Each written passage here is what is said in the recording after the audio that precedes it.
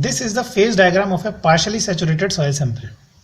Void ratio of this soil sample is defined as the ratio of the space occupied by the voids, that is volume of voids, to the space occupied by the solids, that is the volume of solids.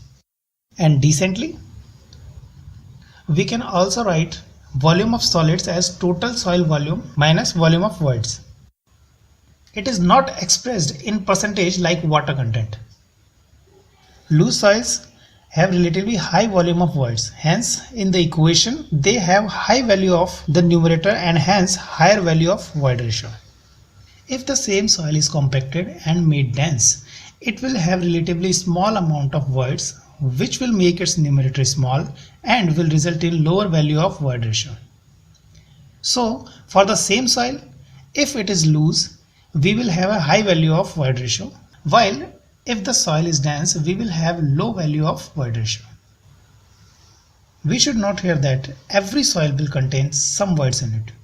It is not practically possible in the field, I am not sure about the lab, to have voidless soil.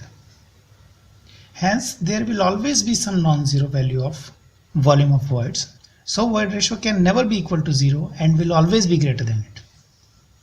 So what are the applications of void ratio?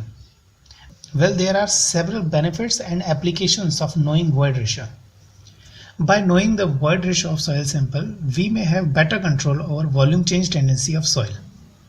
If void ratio is high, that is soil is loose, then under loading voids have a tendency to minimize themselves.